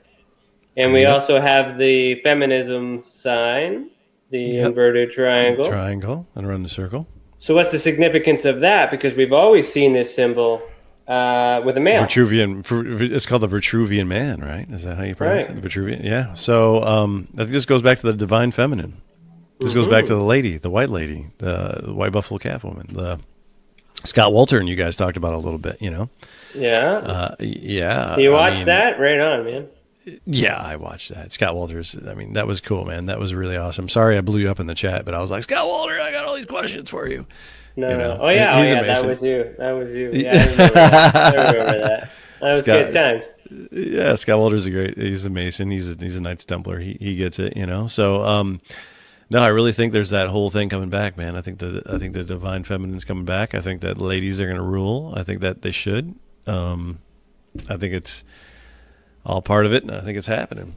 It's very possible, and there's nothing wrong with that too. And you know what? Man has been at the helm for how long? Too long. So I'm not opposed to someone else, a different perspective, and if it makes everything better, then we're good to go, right? Yeah. And like I said, it's the way it used to be. So on the Scott Walter part. Yeah, Scott Walter. Has anything new dropped about Holden? I haven't. It's been quiet, conspicuously quiet, shall I say. Okay. There's not a lot of new information. Does he exist? Is Holden Lou Elizondo? Wow, that's a good theory. Yeah, you never connected that before? I always thought Holden was Lou. Wow, that's a good theory. No, I didn't think that at all. I think there's so many players in this game, man. I mean, I had a guy reach out to me, strung me along for a long time, gave me a lot of information, a lot of legit information, a lot of stuff, and then just ghosted me. Yeah. And it was really bizarre, and I'm like, what is this dude doing? And I'm thinking that that's all that disinfo or maybe it's legit. I don't know, but Chantel dropping some Canadian dollars on there for you. Thanks for the super sticker, Chantel. Yeah, there's a lot of weird stuff going on. That's cool. A question, because Nicholas, I thought that said Cage for a second. I almost was like, what? No, Nicholas Cole.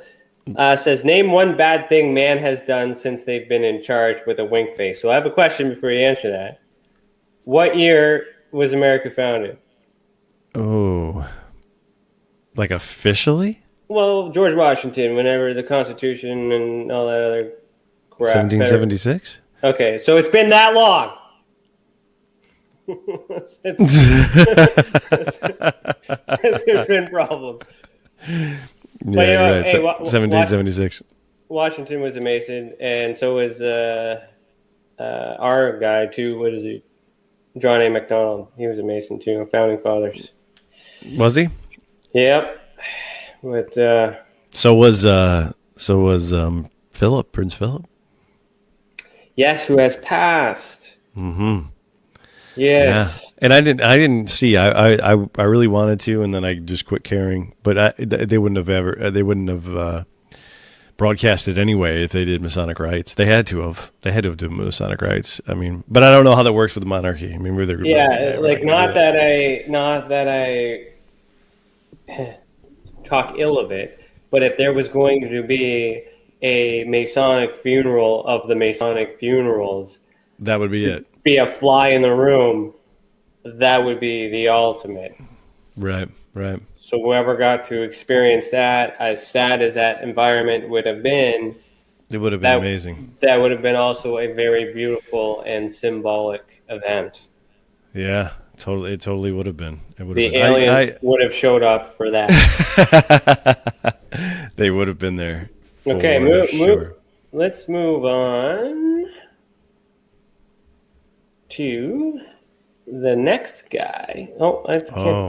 You shared this with me. There may be anecdotal information that indicates perhaps the U.S. government was involved even before that, quotations, Roswell 1947, in purported recovery type activities. And that was said by Lou Elizondo, and I can't see the bottom there exactly, on a dossier written April 27, 2021.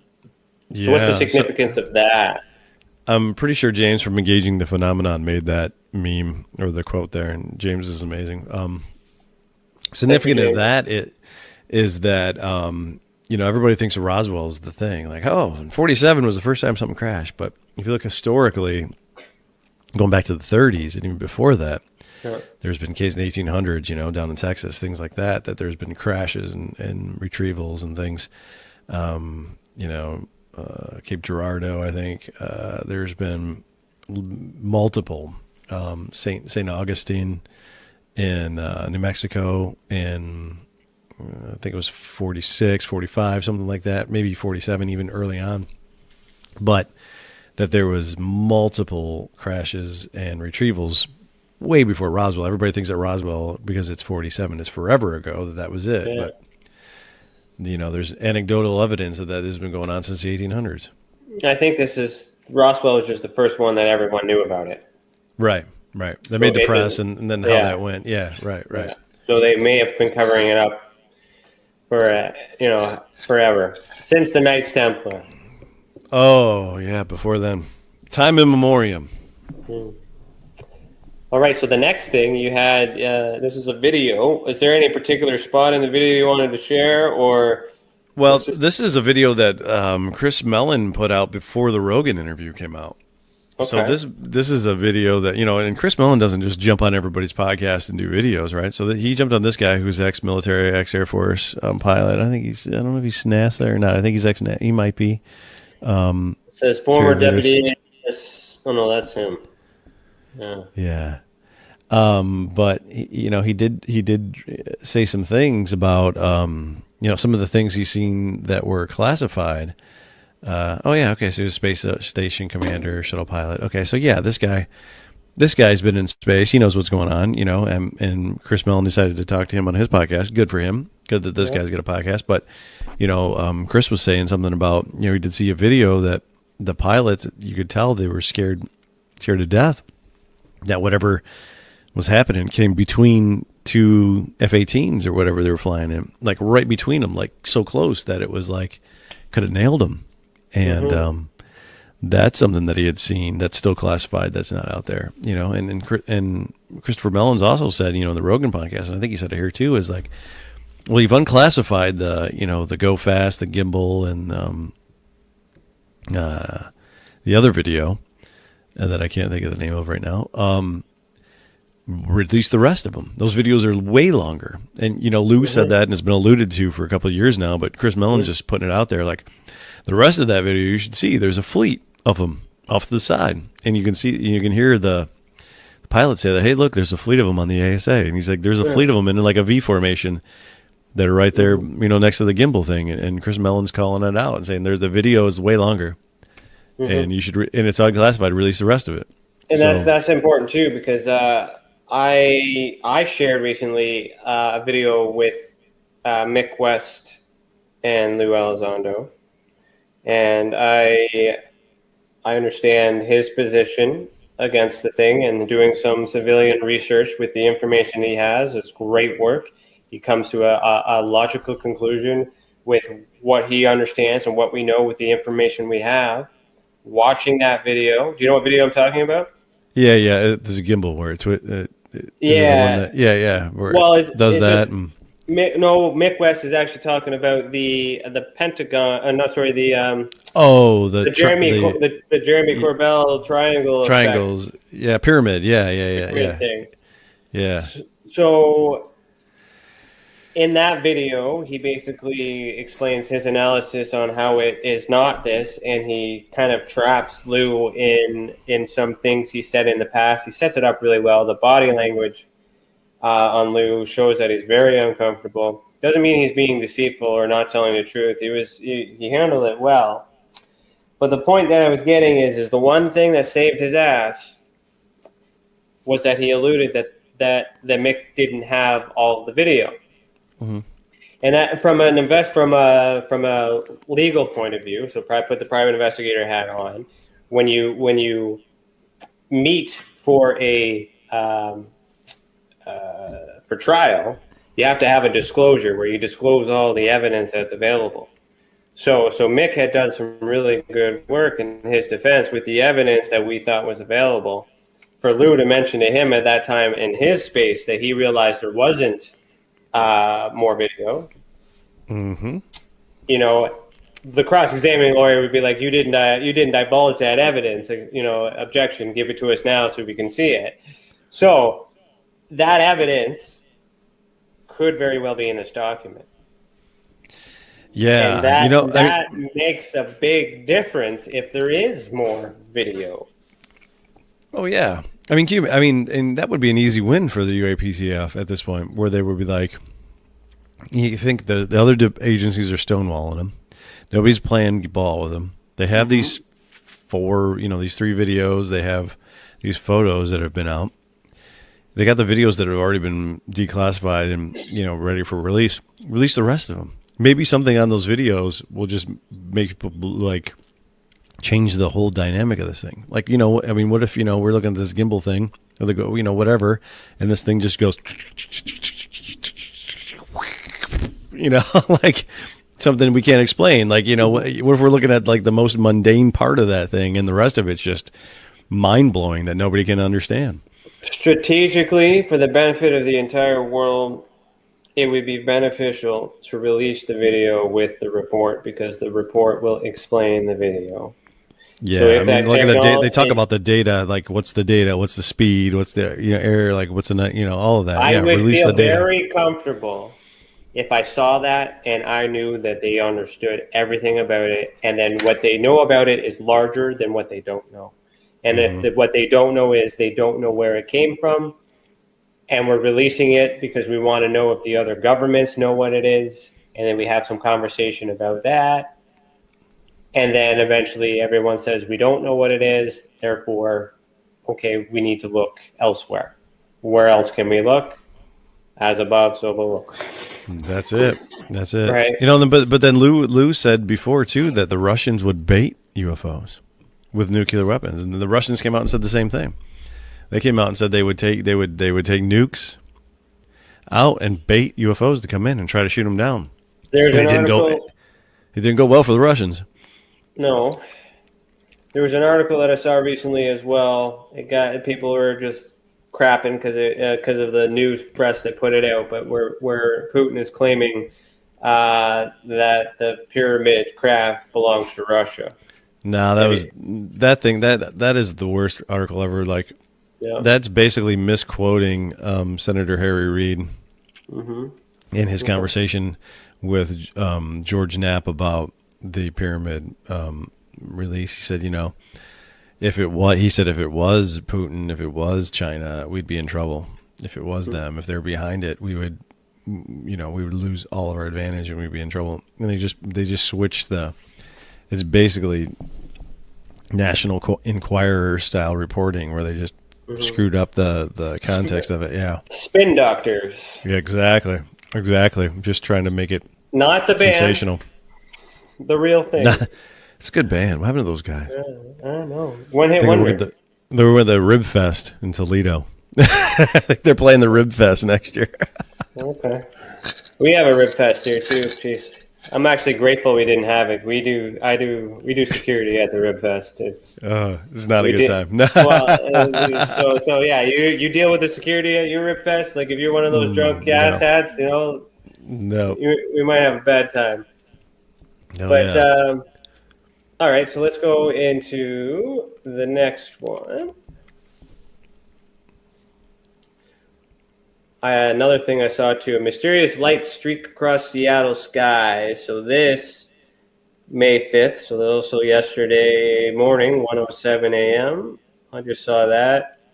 I think this is SpaceX. Oh, it definitely is. This is The launch. Yeah. It could be Starlink as well. Yeah. Oh, yeah, that's Starlink. That's Starlink. Yep. When Starlink first came in, I was with MUFON at the time. We got so many things coming in. And then when, I'll even show you, like Starlink,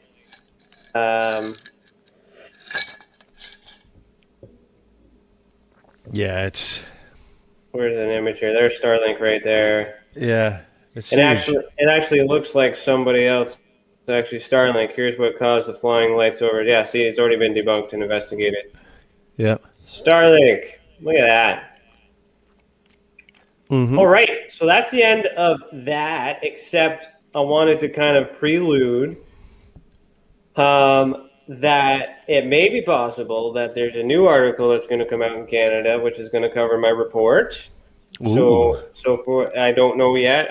I've sent a distribution out there, immediate releases and things like that. People are interested, so I'm hoping that someone will cover it. So that's still in the works right now. I got to wait a little bit because I just released it the day before, I guess late Tuesday. So if you go to the Tessacan website, tessacan.org/data, or you just click the investigation portal, which has all these things. Also, if you're interested in membership, click this membership button, which will bring you right to YouTube where we are right now. Hit that join button right there.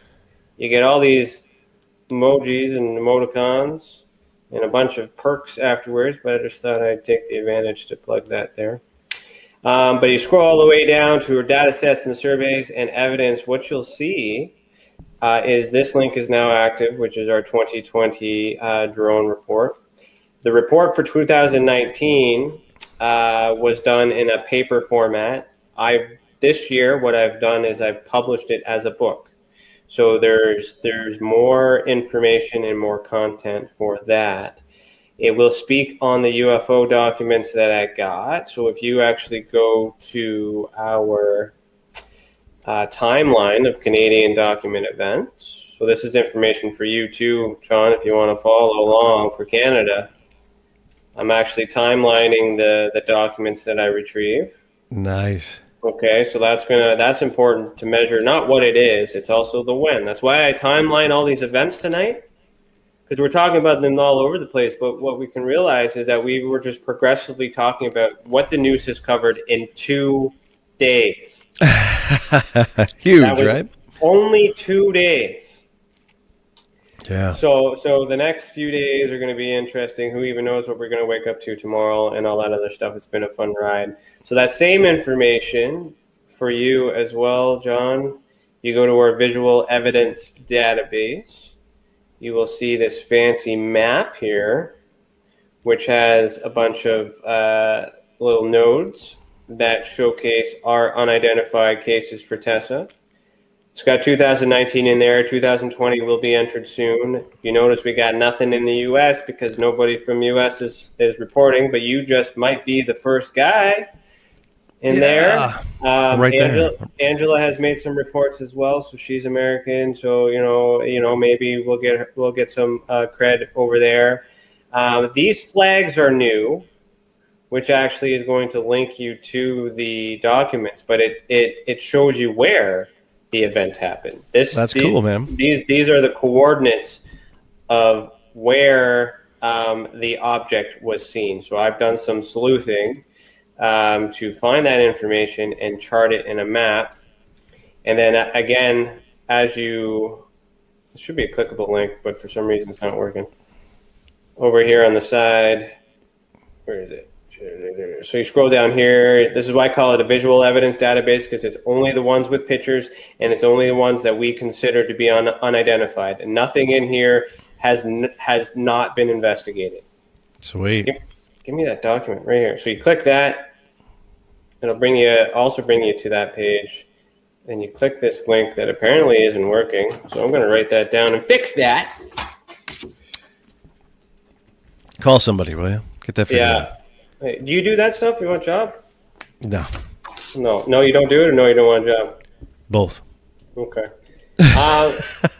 So once it's, I think the link's over here. So you go back to Canadian documents and you do the timeline.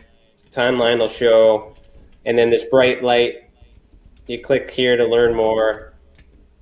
It's going to bring you to the page that explains where the CADOR's report came from, which is Transport Canada's safety report. And then I did a freedom of information request, and this is the document that was retrieved. So you get to see it. It's cool that Canada has the same thing. I was going to say. I mean, I realized that after our conversation, but it's cool that Canada has an FOIA, Freedom of Information Act kind of process. Yeah, it's called access to information. So another thing too. So for you, we have fraud reporting. We'll skip that. ATIA, access to information, or FOIA. So I put that there so you guys can compare. I'm actually educating a lot of you guys on what Canada does. You're not the only one, man. So ATIA is access to information. There you go. And it should be called "What's this all about?" What's this all about? So sorry, man. I had to. That's okay, man. That's good. Well played. If anybody knows of an event that of documents that could be retrieved, you can fill this report out, and then I will do a freedom of information request on your behalf. And if we get it and validate it and all that other stuff, it'll end up on the site. We'll give you credit. So that's access to you too. But what's important now is the report is out. So this report on the website on the website is free. It is being published to Amazon as a Kindle version or ebook version and a paper copy. You can purchase those if you wish, if you want to have it in your hands to donate towards the cause. But if you really need it and you want it, it's free on our website. Okay, so there's lots of ways to get it. But what this report does, and I want you to look at this too, John, when you can, is I have tracked UFO events all over the place in Canada that were reported by Transport Canada. The ones in green are ones that were weird and significant. And then what I did is I broke down the 2019 data and compared it to the 2020 data as well. This is the 20 data. So I'm just going to skip through all this other stuff. So this is kind of like the copy of what I did for 2019. So if you haven't seen the 2019 report, you'll see this document in there, all this other stuff. I wanted to let everybody know, again, I was the guy who got it. But I did something new this year, which I'll scroll through here after I compared everything. Yes. So what you'll see starting on page number 45 is I go back to those cases in the beginning, because what I've done is a freedom of information request, asked the government for info. They told me no record was found. So what did I do? I investigated with the information that was found, and then I walked you through all the new information I was able to retrieve from that to show exactly what has happened, what they could be. Stephen Coffey from Tessa has also assisted me in identifying whether these are drones. I found the aircraft. I recreated the events to give everybody an explanation of what this actually could be, what it means, what it is, and what it's not. So all that information is in this report, including these declassified documents here, which I'm going to get to right now. So there it is too. But what I do is I actually break down what these terms mean, because people get this redacted document and they're like, oh, I don't understand, right? So what I do in this report is I actually break down what those acronyms mean. So when you read this, what you're actually seeing is that a senior officer was dispatched, which is very important. NORAD was contacted, which is very important. It's reading between the lines, hidden in plain sight. So when I recreate the event, so like for an example, this report says that a voodoo on duty responded to the event. So the event, again, is a bright light that chased an aircraft at a high altitude and speed when no other aircraft in vicinity. So it says they dispatched a plane and they intercepted and they did a report. That's what the journalistic document says that Daniel had released. Well, I feel like I lost you there. Still there? Oh no. Yeah, I'm here. I'm coughing up a lung. You're hacking. Okay. Yeah. So what this actually explains what that information means. So that particular plane was dispatched from NORAD, which is our North American Aerospace Defense Command. Which is the U.S., right? No, air base is in Canada, man. North Bay. Oh, wow. Oh, yeah. See, Canada's got shit too. So, Canadian Forces North Bay, which is NORAD for us, right? Yeah. These are the planes that were dispatched. So a picture says 1,000 words. It's not like they sent. So I was able to figure out which craft was actually sent. So that gives context. These are the planes that were sent out to investigate a report of a bright light at 24,000 feet that chased an aircraft. A commercial aircraft or a private aircraft or a? It was a craft, Vanguard craft that is designed to transport medical supplies. Oh wow! And then so we're trying to get that Rona vaccine. Oh well, maybe, right? So that gives context to all that as well. So that's all in that report and all these other things. I break all that stuff down to give you guys context of what that information means and how it still remains unidentified.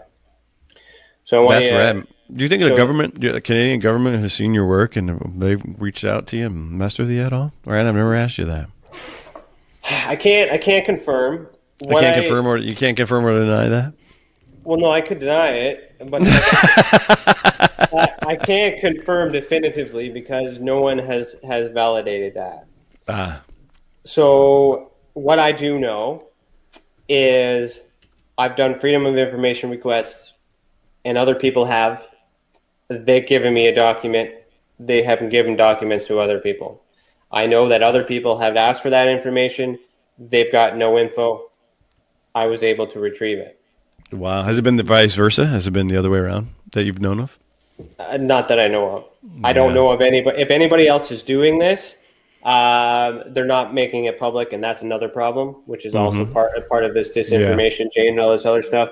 Victor Vigiani back in the day pulled one NORAD report back in the day. I love the guy, but he's been talking about the same document for the last 50 years. He hasn't done it again since. And I got the new stuff. I shared it with him, thought he would be jelly about it. He doesn't give a shit. So he's riding on the American train as well. But I mean, I like the guy. He's good. He's good for everything he's done, but he's no longer interested in this type of stuff. He's shifted into something else. So whether that's his calling or I don't know. I'm not into that. This stuff is still important. I'm focusing on it because nobody else is doing that. So I can also confirm that when I request these documents, I'm also I served 2 years in the Canadian Armed Forces as an infantry soldier. I still have communication that gets sent to me from the Department of Defense about my time in service. I get updates and things like that. They mail me stuff that says, from the Canadian office, the same building that these Freedom of Information requests come from. Yeah. Same mail room, just different floors of the building that do the administrative work. They all get sent up to a department before it gets mailed out in the bottom room. So think about that. It gets sent up before it goes down. And I got a quote from one of the clerks there. And the reason why I asked that is because my correspondence from the military is just a normal piece of mail, but my correspondence regarding the UFO request has been opened and resealed. Oh. And then taped. So nice. I followed that. And I asked the people, why is that? It's a federal offense. It's against the law. Like, why would the Canadian government be doing that? I also said, these are the reasons why they think conspiracy. I wouldn't expect you guys to do that. If you don't want us to think conspiracies, don't do this. Right. So the explanation I got from the clerk is, no, I put the piece of paper in the envelope as instructed. Went up. All I can say to you is I'm supposed to send it upstairs before it goes down. I'm like, well, what does that mean? She says, well, upstairs is the processing, downstairs is the mail room. So somebody in the processing room opened it. Figured out what you were getting. So did they open it and pull something out, or put the same piece of paper back in? That I don't know. So I used to think that they were doing that all the time because it always said no record found until they gave me these documents. Right. Then I had it. I sat on it for a little bit, showed Richard Dolan, showed Paul Hellier, all this other stuff. They told me to hold on to it, not to release it until we learn more information. I waited a little bit. They got busy. I released it on my own because I'm like, I got to do it. Nothing happened. A year later, this journalist picked it up, and now we're talking about it again. Mm-hmm. But I got a second document, and I almost got a third document. So, and I got a few documents I'm waiting on that I may also get. So, why tamper my mail and give me something? Because they could continue to give me nothing, right? Yeah, man. Who knows? No, exactly. So all I can say is that what I'm doing is right. I'm speaking the right language. I'm talking to the right people. Whatever I'm doing, if they are watching me, serves a purpose, and they're giving me access to the information when I request it, and they see that I'm producing it in such a format. Yeah, could be. So maybe it's being leaked deliberately as part of whatever's happening on the 1st. That's a theory. I have no idea. I like it. I All I don't know know what's is going on. I don't know. I ask, and so when they say no record found, I can now trust that there's no record. Because the other thing too is at the bottom of that report, I snuck in a Tesla report that was reported to us independently, but it's important because I have video evidence of a UFO, and I can actually show you that on our YouTube. Let me show you this. What? Yeah. Do some- you mind? Like, I kind of hijacking your show here, but we're near the end. It's your show. I'm hanging out. It's our show. It's our show. It's the people's show. We're the people's choice. That's it. Okay, so I'm just gonna pull up the videos. Let me see here. I'm just in manager mode, guys. I don't want you guys seeing my personals. Then you'll find out where I live and knock on my door, and I don't want that. You guys don't lock your doors anyway. Yes, we do. Always lock your doors. Come on. There's now. that. What was that video? It was it Bowling for Columbine or something with remember that? I can't remember the guy's name now. Anyway, Michael Moore. Yeah, he just started walking into Canadian people's houses. He said nobody in Canada locks their doors, and he just starts walking into people's houses. Oh, I lock my doors, and I got this would be the wrong house. Trust me. Trust me. I would be more worried about it. Like, we got this big fence, this big wall, and people are like, "Oh, you want to keep everybody out?" It's like, I'm not worried about what's out there. You need to be worried about what's in here. I want to make sure that if you come in here, you can't get out. That's it. So, anyways, okay. So this is on our YouTube channel. It's there for the purpose of the report. The report has a link to it, and sorry about the anyways. Somebody's got to make some money. Here we go. Whoa. What are we looking at here? These 3 lights in the sky? Yeah. Wow. Is there 4? There is. One of them's a 4. street light. There's a street light there, right? Is one of them a street light? Yeah, there's a street light there, but okay. Is that a street light? Yeah, there's 2 street lights left and right, but in the center there are the 3 dots. Got it. So, let me just get out of that and go back to the report and go to the very bottom. Oh, it's actually right there. So I snuck this one in, and I took a still to show you. Okay.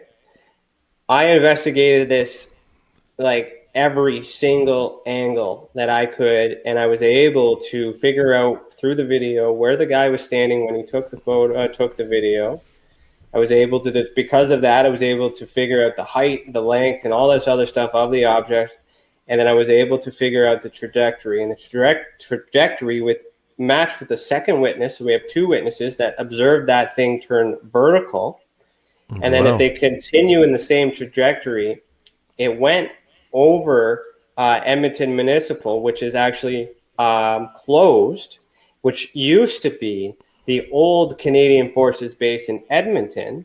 And then if you can, so I'm thinking, okay, well, maybe it's a secret underground base, blah, blah, blah, but I wanted to go a little bit further. So I followed the line even further, which brought me to the new Canadian Forces base, Edmonton, which is only 14 kilometers or so away from the sighting. He thought it was a blimp. I did some research. Here's the lights, navigational lights on the blimp. It's not a blimp. I asked my drone guy, is it a drone? He says, no, it's not a drone, and this is why. It's all in the report and all this other thing. So here's the interesting thing, and we'll leave it on that, is that I asked for a Freedom of Information request because I had this evidence. It came back, no record found. And I said, maybe I wasn't clear. Can you do another request and broaden the search?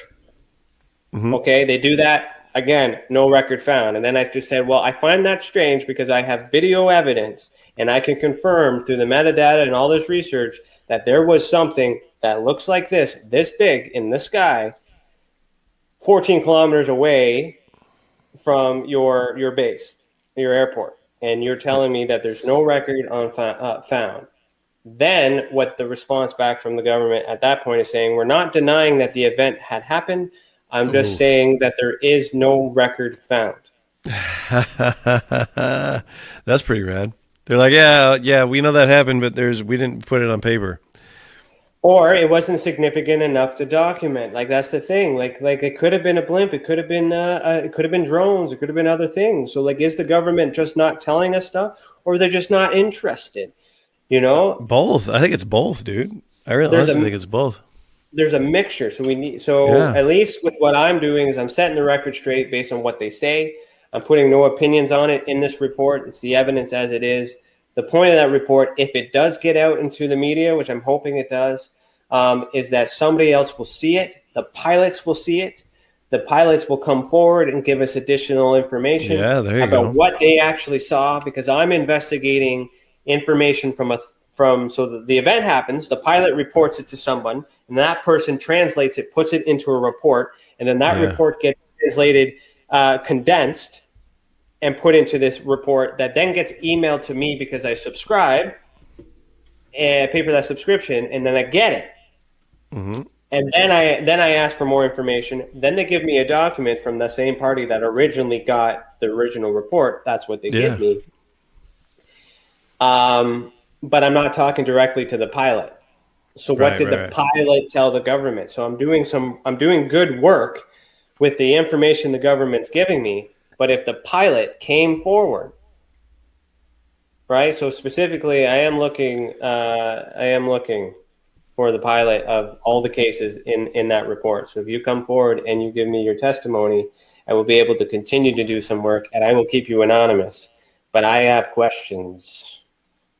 So get a hold of me. There you go. Cool, man. And that's 2 hours, man. We're at the end.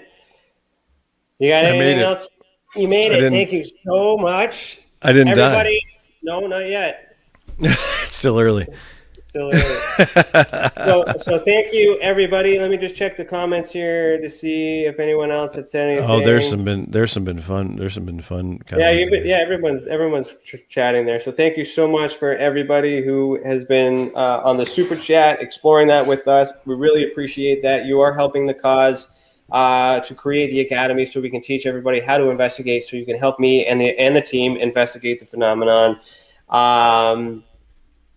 And those who are members, thank you for that as well. Please join. We got some new video content that's coming in. So we're going to play the closing video, but make sure you stick to the end because there's a new video that's going to talk about some of the stuff that's coming on YouTube. I also have a new video idea that me and my wife were talking about today. We've been talking about for a while. It's going to happen. So I'm going to announce that maybe tomorrow or sometime.